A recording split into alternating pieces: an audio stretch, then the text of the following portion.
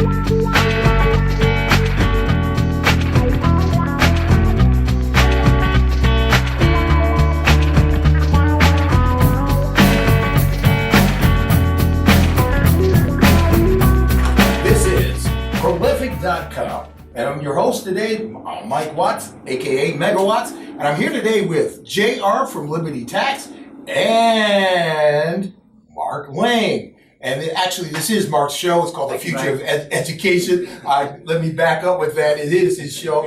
And I'm glad to have you guys here in the studio this afternoon. And Mark, take it away. I think, Mike, before we get too far, I'd like to have JR say a little bit about himself. He's our guest today. Just to give you he's a recent graduate of DERA, so he's a Promise of Allentown. 2012. But he's not even 20 yet, and he already has his own business, and in fact, he's already improved the business from what it's done. So JR, say a little bit about yourself. Okay, so I'm a recent graduate of DERA, 2012, and upon graduating, I kind of did what everybody else did. I went to college. I was at Northampton. But I found myself that I was doing that because everyone else was doing it, not because that's what I wanted to do. So I figured that I wanted more from life. So I started like researching and looking into different industries. And I had one morning we were at IHOP with my father, and we're talking. And he has a little tax business up in New York. It's a supplemental to his immigration and divorce work. And he says, tax business has always been good to me. Through the recession, I could always count on tax season to be around the corner. I'm like, okay, so I go right home and I sign up for a tax course, and it turns out they were canceling it because I was the only one signed up. Imagine that. So at the time I had a friend, and she's like, oh, I saw this thing for a free tax course at Liberty. You should go check it out. I'm like, okay, so I signed up right away. I got to talking to the owner. I asked him about the franchise and what was going on. It seemed like a great opportunity. We were mentioned on the Forbes top 20 franchises for the money, right next to McDonald's. So I was like, there has to be some big things going on here. So I get more involved with the franchise. I started to love it. I was extremely underfunded at the time. So I was 18. I had no education, very little life experience, no business experience, no college degree, and no money. So I'm like, how am I going to make this happen? But the crazy part is, the same way you knew that the sun was coming up this morning or that it's going to go down tonight, that's how I knew that I was going to be the owner of this business. Right. So fast forward, and I go through my first tax season, and my back was against the wall. I'm like, I have to make money this year, which, most businesses don't see profit for 5 years. Right. So we saw a 50% increase in tax return our first year, and now I'm in the process of finalizing on 2 other offices in Allentown, and now I'm looking to get more involved in the community, start helping out and working with Mark a little bit more. That's a little bit about me. Thank you, Chair. So we want to, I want to say, because I want you to talk about your view of the education system. Before that, it sounds like your father might have been a bit of an inspiration for you. He was a bit of a role model, yes. He's not where I would like to be, but he's somewhere along the way. Can you mention your age again? I'm 19. I'll be 20 this Saturday, May 24th. He's a baby. It's amazing, isn't it? Well, but it's what you're saying. I love what you're saying. Is that you jump into something and you're not exactly sure what you're going to do. But on the other hand, you say, well, it doesn't seem like it's going to be that hard. So I'm pretty sure I can deal with whatever I'm going to run into, right? Yeah. The great part is, a lot of people see my youth as a handicap, but I see it as it's great because I have no risk, very little risk. If I fail, I'll be right where I am right now. I'll be right where I was before I started this whole thing. Right. I'm not supporting anybody right now, so it's kind of like they always tell you, a lot of my counselors would say, hey, why are you in such a hurry? These are the best years of your life. These are the best years of your life. I'm like, no, that's BS. These aren't the best years of my life. For most people, they say these are the best years of their life because the rest of their life is spent in misery. But if these aren't the best years of my life, then the best years of my life are yet to come. And that's how I've always looked at it. Exactly. That's good. Yes, I really think that's great. So why don't you say a little bit about, I don't know how we're going to kind of get this started, but I'm interested in your impression of the education system and how it did Did education really help you to do these things? But before he does that, where did you go to school? Louis C. Dearth High School, right on the east side. Okay. That's one of Allentown's 2 big high schools. Okay. Cool. Okay. Okay. So, I'll start with how it did help me, and it did because there are some caring teachers there. They do have great personal stories to tell. They do care about you. I did find that a lot of the teachers were very caring. The point where it didn't help me was they kind of lumped the there's a problem at that school, and it's with like a certain number of students, at least when I was there, but it wasn't everybody. But like walking through the halls, they would automatically kind of guilty until proven innocent. So it was kind of like, it wasn't as far as going like they're treating us like criminals, but a lot of the time it did feel like they were looking for what are you doing wrong, and you can't blame them because there's a lot of negativity in that school. Now, a few other things is it never really like sparked my creativity. I never really was forced to think, but that's not just a Dearth problem. That's an education problem.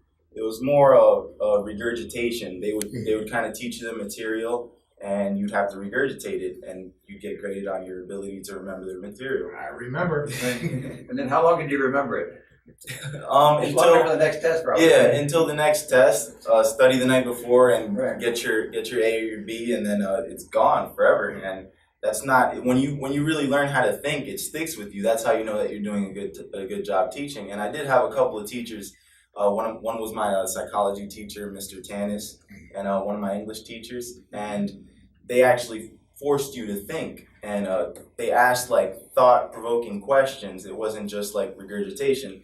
And the great part about them is when they ask you questions, it's the answer is not black and white. There's a lot of gray area, so there's no right or there's no wrong, but it teaches you how to think. Right. See what I'm saying? Yeah, definitely. That's really perceptive. A couple of things are very perceptive. One is you picked up on the culture, and when the culture is designed to deal with misbehavior, as you might put it, then it really kind of makes that the dominant feeling, doesn't it? Mm-hmm. It's kind of interesting. Yeah, definitely. So like one of the things that we're looking at doing is changing that culture, because I totally agree with you. When you're immersed in that culture, then it's almost like that's what you're expected to do. Mm-hmm. And so you're kind of in a sense sending the wrong messages. Maybe I could say subtle. It may not be so subtle actually. Right, and I also know a lot of teachers. It's about the training of the teacher. Sure. If they see you coming down the hallway, and all of a sudden, oh well, hey, he must be or she must be. That's the way they're trained in many respects. I see that. Because to me, I find that if you want kids, and the programs we've done, if you want kids to act like adults, you need to treat them like adults. Exactly. And assume that they're going to be a good person, do the right things. And for the most part, they will actually, I find. You can't create that environment. JR, what interested you? What were you interested in school? In school, like I said, I loved the psychology, because anything that probed me to think, I was interested in it. English class. Now I dislike math, chemistry, and those kinds of things. Maybe it's just my personality, but I was more into like thought provoking, like I have to think to come up with an answer type of things. So you may be more verbal too, more of a verbal person. Yeah. Do you think that was because you liked those topics, or because those teachers just stimulated you more? It was definitely the teachers. Yeah. Okay. I could tell you some years I didn't like English. Okay, yeah. So the teacher may not have been animated enough. But of course, this is radio, so you can't tell. But I can see, this is normal. When you talk about those things, you slide up. Oh, well, we're being filmed today. Okay, we have that. But you know what I'm saying is there's right. I think these seem like subtle things, but that people don't pay attention to is when you're doing something that you're interested in. It's like you work really hard, but it's not work. Right. Exactly. And also there's different types of smart. We're learning that now. We think it's just a cerebral thing. There's if I have it right, kinesic smart, where people are able to move their bodies in a certain way, such as dance or playing an instrument and things like that. And a lot of times those things are not identified in schools. They miss them. Well, one of the problems I think in school is you point out another good thing is there are a lot of good teachers actually in the system. There are a lot of good educators in general in the system. But it seems like the system itself is not able to do really what we need it to do. And that's and you could, to me, it's not a matter of finding blame actually, but it is one of those conundrums I guess you run into sometimes when you have a lot of good people, but when they come together into a system, it seems like the system itself can't do what it needs to do. Right. And part of that may be a leadership issue, but because we were talking, you were talking earlier about the regurgitation versus the kind of something you can really think about. I think that's really a system problem. Is that the system is kind of focused on, memorize this or you pass a test. And part of the reason is because you have to make you take all these state exams, and if they all the state exams, the schools get in trouble. Exactly. You want to Sure talk about the U.S. education system for a little bit in comparison to other countries? I did a little bit of research. So there's no country in the world that spends more money on education. Yet the United States is ranked 15th in reading, 23rd in science, 31st in math. 1 in 4 high school students do not graduate. Now, to me, that's pretty shocking. I mean, we're the powerhouse of the world, yet a quarter of our kids aren't graduating. Now, in order to flip this, I think what we have to do is model a country that's doing it right. So I'd like to point out Finland is number 2 in the country in the world right now. Where is that? Somewhere out there. Most people probably couldn't find that. Well, it's a small small country. It's about the size of Montana, 5.4 million people. Now I know this system, 5.4 million people versus 300 million. It's a little bit different, but it's not. I'm not saying this is a cookie cutter system that we can follow. I'm just showing you guys that there are other options, and there are other options that are working for other people, other countries. So Finland has consistently scored top 2 on the program for international assessment. The school day is 6 hours, 5 to 6 hours, with a 15-minute break between every class or every other class. Very little homework, 15 to 20 minutes every night. No standardized tests, and they also spend 20% less per student than the United States. Now, when you hear that, it's kind of mind-blowing because it's the opposite. It's basically the opposite of what we're doing here. We have longer school days. I'd like to talk a little bit about the standardized testing for a second, because in the United States, that's drilled into you. I remember I went to a school once. I was in like 5th grade. They made us take like 6 standardized tests a year, but there's places in Chicago they're taking like 9 to 13. Wow. So yeah, it's just crazy. In Finland, they rely on a word that's a little bit foreign to us Americans. It's called trust. The politicals, they trust their principals, and the principals trust the teachers. Now, let me talk a little bit about the teacher credentials, because in order for us to trust them, you got to make sure they're qualified to be trusted. So, typical teaching program in Finland. There's only 8 schools in the entire country that are even allowed to hold this program. 1 in 10 applicants are accepted to any given teaching program. Teaching is treated as the nation's highest calling, sort of how we look at doctors and lawyers in the United States. That's how they look at teachers. Wow. Basically, the students are engaged every minute of every day. I've gotten to watch like lessons from Finnish classrooms, and the teachers engaged all the time. The students are paying attention. They like to be there. And when they're done, they head outside. They have their 15-minute break, and it's like, all right, yeah, let's go. Time to learn again. And it's just completely different than what we have here. I love those Europeans. I even love their work process. Work a little bit, rest a little bit, work. The day is done. You're out. You got the rest of the day. Exactly. And long vacations. Well, but I think what you're kind of pointing out, the engagement, and it's not so much how many hours you spend, but how you spend those hours. Exactly. So again, it's not quantity, it's quality. Exactly. And so I don't disagree with you. I think it's not that we would necessarily try to copy the Finland, because there certainly are differences there, and whole cultural differences there. But there are some hints about things we can do. And you're pointing out that engagement, and I think I'm with you of believing that engagement. Just in a sense, like as you were describing how you came to the realization that this isn't what I want to do. I wasn't happy with going to college. This isn't going where I want to go. And then how you're doing. Now a lot of people would say that's very risky. I mean, what is there to risk? I was Mm. I was 17 at the time. I was 18 when I graduated. If I didn't go to college and I tried to do this and I failed, I'd be right where I was then, right where most of my friends were. So there really is no risk.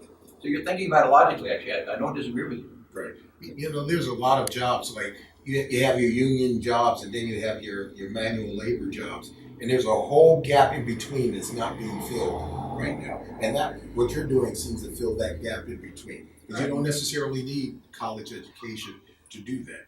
You need the desire and the willpower to stick to it to make it happen. So Well, part of it is those, that persistence. You can figure it out for the most part. It's like learning how to learn, I say. And that's really, to me, what schools need to teach kids. It's because the world, as you said, the world is not about black and white anymore. That used to be, frankly, when our school system was designed. I know I went to school to learn all the answers. Now, in those days, we didn't have internet and computers. And the only place to get answers was the school teachers in the libraries, which are mostly at the schools. So literally, we went to learn everything we needed to be successful. But today that's like a joke. You can get more on your phone now than you can put in the whole Library of Congress. I know 2-year-olds who run circles around me on phone. Right. So knowing a lot of that information is now a commodity. It's not a precious thing to get like it was when I went to school. It's a commodity. Well, not that I'm going to quote a rapper. The rapper's name is Chuck D. Who used to be with Public Enemy. He said that attention is the new currency for this age. Attention. So think about it. Attention is the new. Now, what do you think he meant by that? I'm not quite. This is what I thought he meant. That in order to make money, you have to be in the limelight. You have to be relevant. So you need to be on the social media. You need to have connection with people. For whatever reason, you need to be connected to them. And that turns into a currency. Okay. Whether it be fiscal or it's a currency. I think that, Well, again, you're getting into, that's part of the difference we talked about last time on our show when Gail Gabby was here, that it's a different world. And so what is, again, the brainy people who know a lot of stuff aren't necessarily the unique people who have all these unusual qualifications. It's the people who can, like you did, figure out how to do something with what I do know and how to approach something new. I just had a thought. I worked at General Electric in engineering for 15 years. And the most brilliant people were the people who never finished high school. Well, But I'm not advocating not to finish high school. no, But it shows you something. there is a history of that in this country. Think about it. Right. The Bill Gates, the Yeah. Michael Dell, all the. And they were little, we called them tinkerers. They were able to sit there and they were focused and they did something. And the company flourished on the backs of those people. And I always thought that was interesting. And I would work in nuclear plants. And I had very limited education as far as college and so forth. And we were college educated guys. You had to take a test to get into the nuclear plant. Sure. And it was pretty much a regurgitative test. Okay. I can't tell you how many college guys failed the test. They couldn't. So that made me question, what did they learn? Wow. They didn't even learn how to repeat back what was. Well, what would they? Maybe they were at the gym. Maybe I don't know. Maybe they spent most of their time at the gym and at parties. but they just didn't remember it long enough. They didn't remember long enough. And they learned it long enough to pass the test, but then they forgot it. Or Yeah, whatever. and they couldn't gain access into the facility. That was just amazing. But it's when I read up about when they were forming our education system. Now we were one of the first countries to invest in public education, with the idea that everyone in the country should get public education. But again, it wasn't. In fact, you see people talking about using the term socialization of the masses. Now, if you think about that, socialization of the masses doesn't imply preparing someone to be the best they can be, create new things and all that. It basically is we don't want them out there acting up. So we want to try to indoctrinate them so they'll act like good citizens who do what they're supposed to do and not cause trouble, right? And that really is kind of the history of our. That's what I didn't really realize. That's really the history. There were people like Dewey and others who were saying, no, we need to really bring out the best in folks. But they're not the ones who carried the day.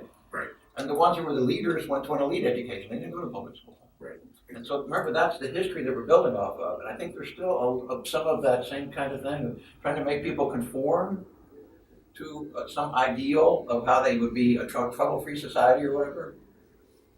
But in today's world, the problem is that might have worked for a while, but in today's world, the societies that aren't advancing are the ones that are automatically falling behind because the rest of the world is getting better and better and better. That's what's happening in the global economy. Right. You know, first remember the Japanese? We talked about this last time. When the Japanese first got on this, you probably don't remember that. You're too young. It was junk. They used to make these cheap transistors. It was a joke when you buy something. That Japanese, everybody laughed. Oh yeah, it's a junk. But then the Japanese started saying, wait a minute, we can't be successful if we do this. So they started paying a lot of attention. All of a sudden, they started getting high quality stuff. And that's a great point. I worked at a facility where there were people from Hitachi there. Mm-hmm.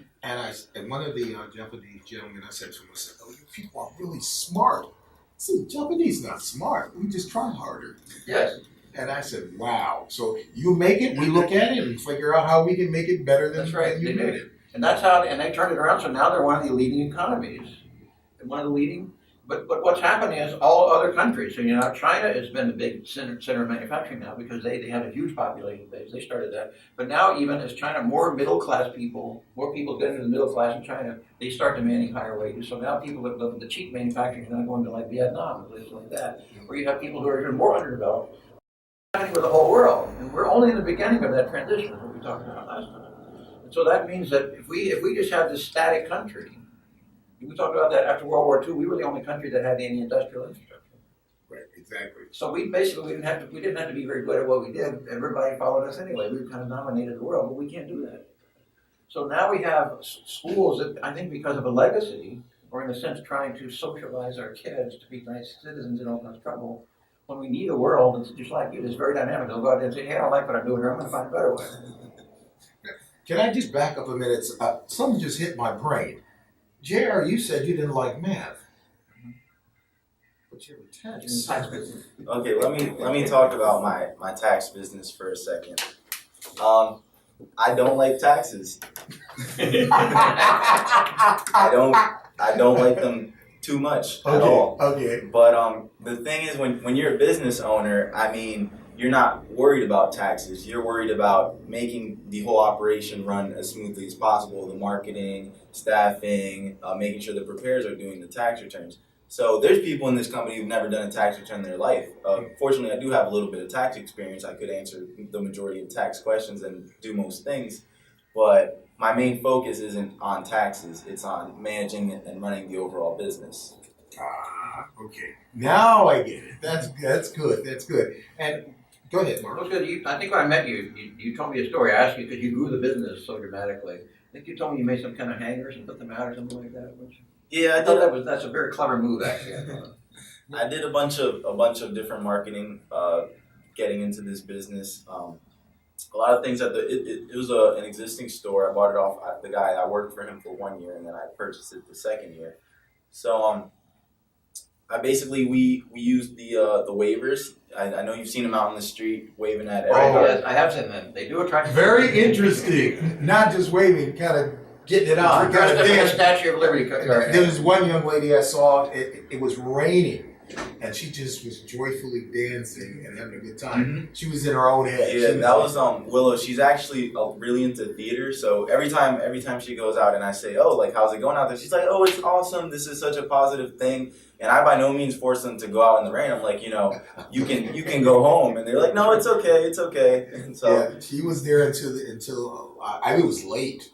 She was there very late, but it was raining. And I looked at my wife and I said, "Honey, she's just dancing." But that's a good match, getting a theater. I hadn't thought about it. You get a theater manager to do that. Sure, your business basically a theater. I always wonder how you acquired those people and why they did that, the way they do it. I treat them very well. They get a 10-minute break every hour, something a lot of people wish they got. I offer them, like, we have hot chocolate. I offer them whatever they want every day from Sunoco right across the street. Mm-hmm. And they just love it. It's something that you either love it or you hate it. So a lot of people don't like the waivers. They think it's wrong, but I mean, they're happy. I'm happy. So well, again, that's going back to attention. But you get attention, right? Exactly. You get noticed. Yeah, that's what you want. Right? Exactly. That's what marketing is about. It's definitely branding. I mean, everywhere I go, there's another one of those green people with the Statue of Liberty, and it subliminally does plant something in your mind. So Yeah, exactly. And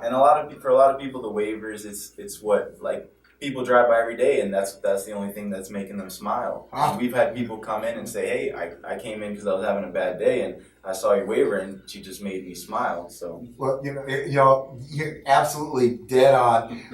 I'm stuck at the light. I'm looking at her, and after a minute, I'm waving back at her. For some reason, I don't even know why. I'm just going, Sure. okay. it's hard not to. Yeah, it's pretty cool. Just for the record, where's your business located? It is at 1133 West Hamilton Street in Allentown, and I have the other two I'm acquiring are at 1638 Union Boulevard, right next to Little Caesars, near Deera. And the other one's at 704 Emmaus Avenue. Is there a website they can catch you? That would be libertytax.com. libertytax.com. All right, well, let's shift back to the educational part of it. Well, I was going to say, why don't you, having done that, can you say more about what you think? We talked about the fact that we have this system in the school, and we have a lot of good people, but some of this is. There's some things you could think of that would be done differently. Yeah, definitely. For one, you have to add more courses, extracurriculars, or just daily classes that you can take that inspire entrepreneurialism or self-thinking. So I think all kids should take like a networking class, a public speaking class.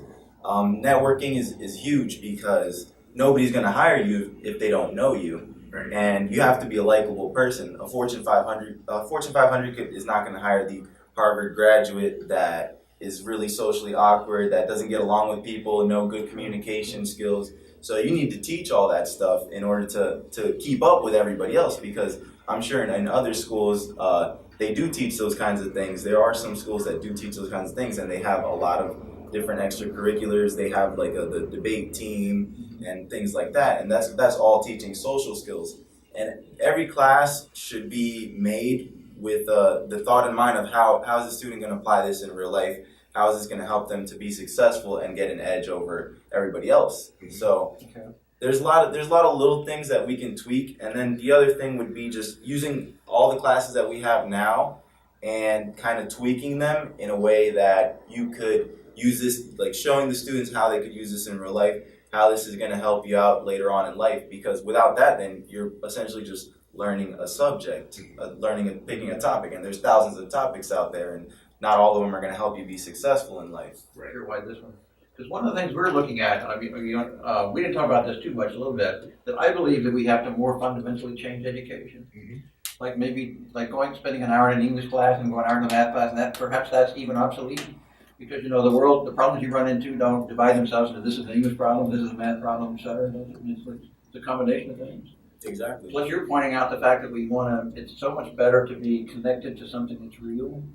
How am I actually using it? Yeah, I mean, because what's the point of school? It's to prepare you for the real world. So Right. if you're not using real subjects and real topics and showing the students how to apply this to real life, it's kind of irrelevant. It's obsolete. We have a saying around here: if you fall in love with the process, the results will happen.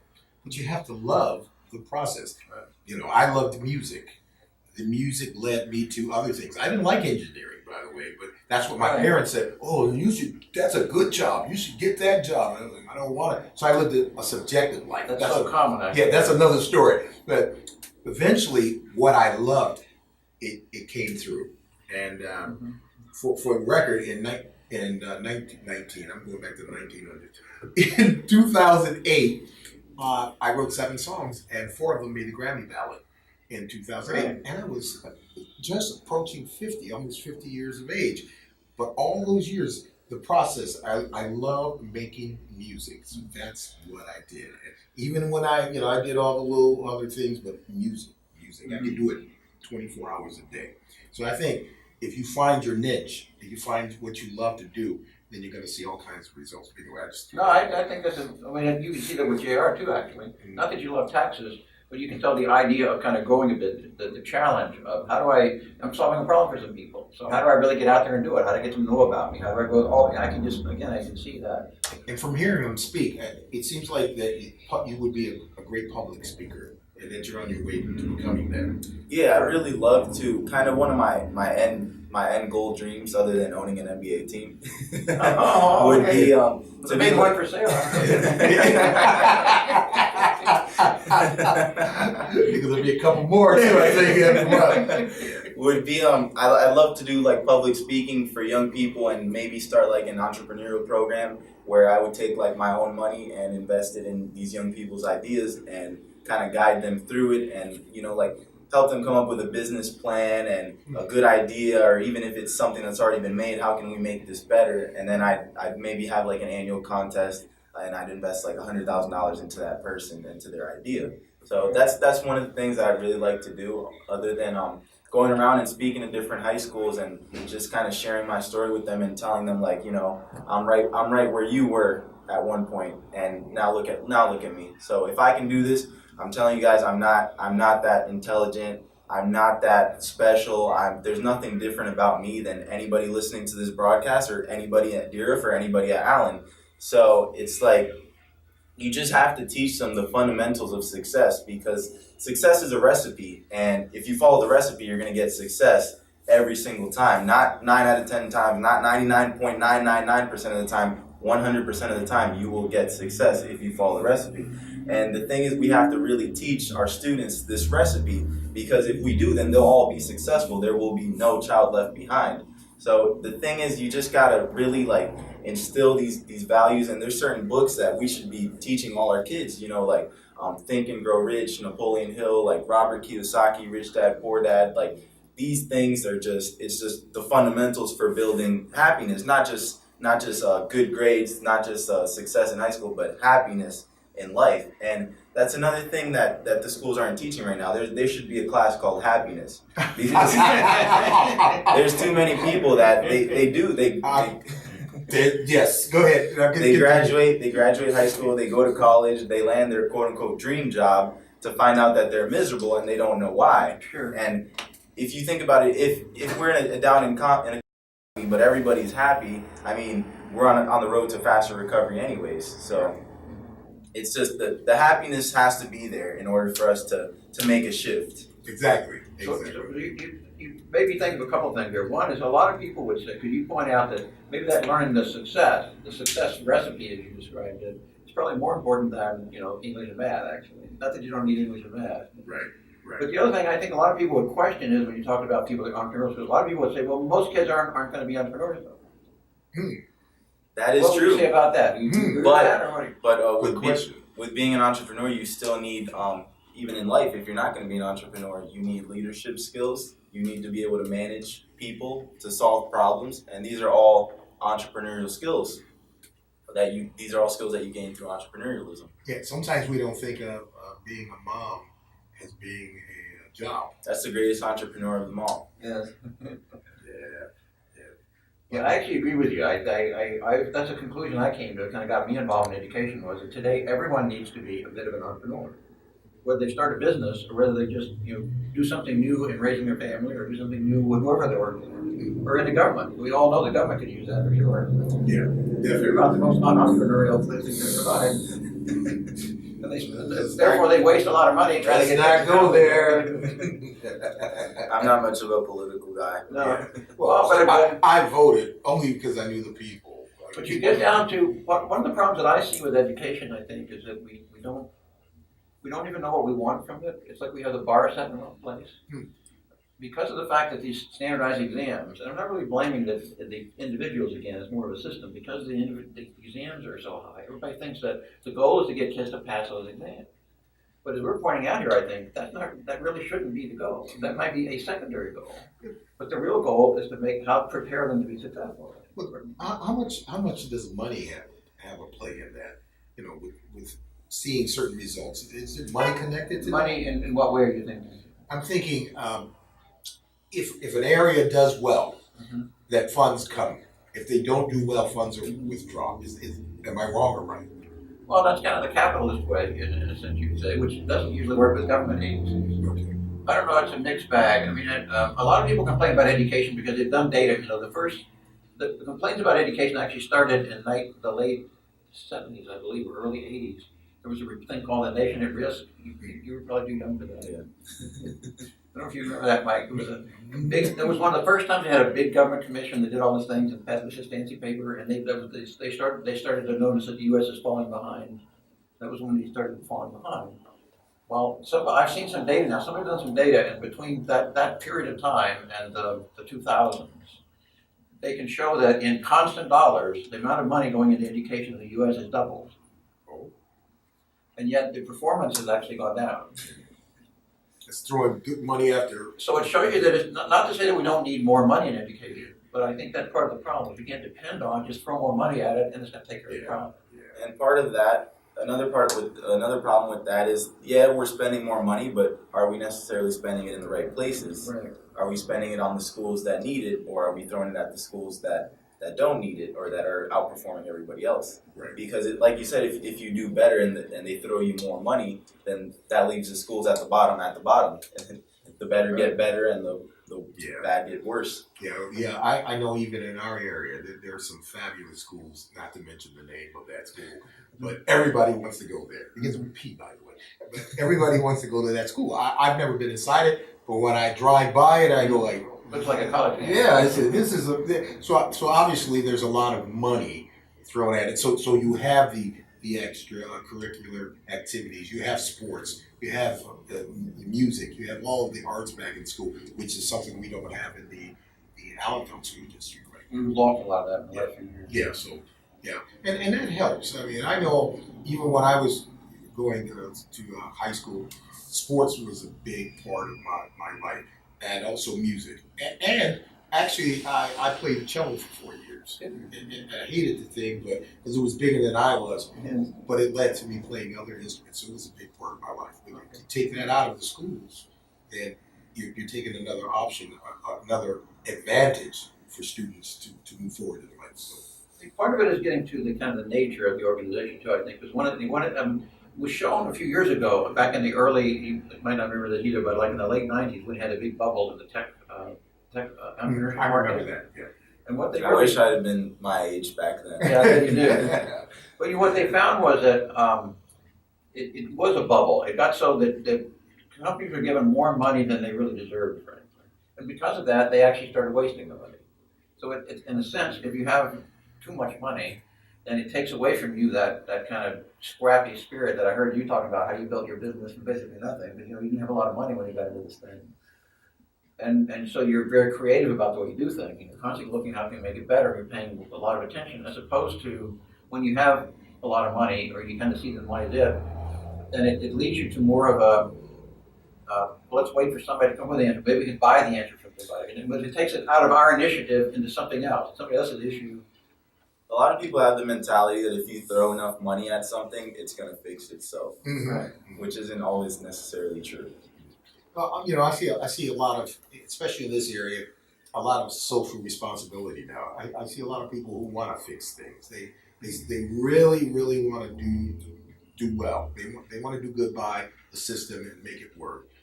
And we hear a lot of complaints about the ASD and so forth. But I believe there's a lot of good people. There are a lot of good people there. And I know, Mark is doing Venture Charitable School.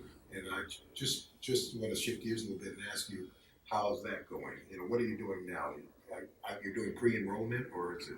Well, we're actually doing two things, as you probably know. I mean, that was the school we proposed, and it's designed to be totally different, just like we're talking about it, actually.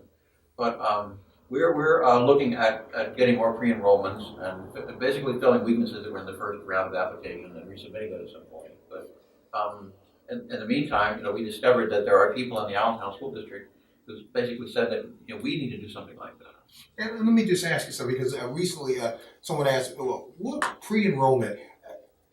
It seems to be somewhat of I don't know what it is. It's like, it's not that hard. I mean, you're not being obligated to anything. You're not signing a document that's going to bind you to any type of contract. Well, but on the other hand, it's not, you're getting someone to think about, I want to send my kid to a school that's not even going to open for a year or something like that. Most people, even though it's not a firm commitment, I think most people, it's somewhat of a challenge, I think. For people just think, I'm busy, I need to worry about that right now. Right. This is the kind of world it is. Right. So I don't know that it's not really a trivial thing to do. I think there's some challenges there. Yeah. At least we're finding. I mean, everybody I talk to about what we're doing, when I talk about, well, instead of having your kids being fed stuff they're supposed to memorize, we're going to have them work on real projects. So it's something real they're doing, and when they get done with it, they can see they accomplished something. Immediately, you see the sparks. It's like, wow, this is wow. Just like we were talking about earlier. So this is the best way. And I've even had parents say, their kid who's now in the third grade or whatever, I'm really worried about my son or my daughter because he or she is not really connecting with school. And in elementary school it's okay, but once they get a little bit older, I'm worried about what's going to happen. They're going to likely get caught up on the street out there or whatever because they're not connecting with school. Mhm. And so what can we do? I mean, usually when I talk about this, you go, wow, this sounds like exactly the right kind of thing because that's what I need. I need to, just like we talked about. If the kids aren't engaged, then are they going to learn anything? Right. And and again, with kids, to me, I find are more aware for whatever reason today. Like when I was young, I know you might. We did what the adults asked us to do pretty much, Yeah. but we didn't know any better. Like we didn't have the internet and all this other stuff around us. We didn't know better in a sense. So we did that for the most part. There were very few people who didn't. But today, I think kids are a little bit more savvy, and they know that like when the teacher says it's important to memorize this, and you say why, well, the kids know, well, I can get that on my phone. I don't have to memorize it. I mean, so when the teacher says it's important, then they know the teacher's lying to them, frankly. Not that the teacher means to lie to them, but you know what I mean. The teacher's trying to build it up or whatever, but the kids are, and now you've got a breakdown in your relationship. You talked about earlier about how important relationships were. Yeah, and that's something I want to talk about with charter schools because I went to a charter school up until the beginning of 10th grade. And it's actually right down here, Roberto Clemente. Mm-hmm. And the thing before that, I lived in Colorado, and I went to charter school there as well. But the thing that I noticed that's fundamentally different about charter schools is just the small school feel about it. So when you come in, the principal is there to greet you by name with a handshake every day. So Right. it's like you get a sense that they care about you a little bit more. And they know you a lot better because there's just so many less kids. So yeah, that's one of the things that I enjoyed about the charter school. Now, a couple of things that I didn't so much was that it was a little bit underdeveloped as far as sports and stuff like that. So if you kind of wanted to play a sport, you had to go to one of the bigger high schools, and being young and stuff, and your parents are working, it's a little bit difficult to get down there. But they are working on that now. My cousin still goes there, and they're starting to develop their teams and trying to get into PIAA. But that comes with time. So I totally agree that. I mean, I think it's been the main thing the charter school has been able to do is get the smaller school and teachers who care. Since they have flexibility in their teaching staff, I know because I've done some work at Lincoln Leadership Academy too, which is the other charter school in downtown. And if the teachers don't pay attention to the kids, they let them go, frankly. They won't. I mean, it's kind of required, and that's kind of the mantra they have there. We have the kids are here. We're here to help the kids. And if we don't care. You don't care about kids, and you don't belong here. Are the classrooms smaller in charter schools, or are they pretty much on par with Probably mixed bag. I don't know. They used to be, but then with the budget cuts, now the year class size went up. But if I remember correctly, my class never had more than 20 people. Mm. So yeah, and there's also a sense of you knew your teachers so well and they were so good to you that you didn't want to disappoint them. So even if you didn't really care about the subject material, you didn't want to get a bad grade on the test because you could see how much work they're putting into you. Wow. But now you're getting into that relationship. When the kids have a relationship with the teachers in the school, then you have a different kind of learning environment. And so but you see where we were coming from is I totally agree. I think that's a very helpful kind of a thing. But it's, as we kind of pointed out earlier, it still doesn't really help you learn those entrepreneurial skills and all that kind of stuff that we talked about. So while it's helpful to me, that it's not enough. And that kind of gets me back to what I said earlier, is that what is the goal of education? I don't know that we have any really agreement in this country. To me, the goal of education should be kind of what you said earlier, is we should prepare everyone to be successful in today's world. And what does that mean? Well, it means a lot, but we talked about a lot of things. We didn't talk very much about math and science, actually. Yeah, I think the dreaded math. Science is making a comeback. It's thanks to Neil, I can't remember his name. Neil deGrasse Tyson, I think it is. The guy that has Cosmos on TV. Ever watch the show? No, I don't think I Well, you need to watch that show. That show he is a science superstar. You also have Discovery Channel. I have a lot of things. All that. So science is making a comeback. It's breaking through barriers, taboos and things like that. But math, I think, this is just my personal opinion, I think that different cultures learn math in a different way. And if you teach, I believe it. I believe it. If I have been taught in math according to the culture I was growing up in, I would have grasped it better, and I would have done a lot more than I'm doing now. Math to me is one of those areas, Mike, that most people don't get taught. Because math is like the language of science. Math is a language in which you to understand and manipulate the world, whether it be your life, your business, the science. But most people don't get taught that. You get taught there's these formulas. And when you have to do this, you use this formula. When you have to do this, you use this formula. And it doesn't take too many formulas before it's all run together in your head. You can't remember it. Right. And so it's hard. And then you say, well, I can't do math. And then once you never mind, I can't do math, and you're set. You know you're not going to ever be any good at it. Yeah, you defeated Because yourself. you defeated yourself. You're not even trying. As opposed to that's why I believe we need to change and go hands-on. Suppose instead of sitting in the math class, and you're going to go over there and you're going to put new windows in the house. Well, how do I know how big of a window it is? Oh, well, Yeah. maybe that's fractions. Right. But now it's like you know what you're doing. I gotta figure it out.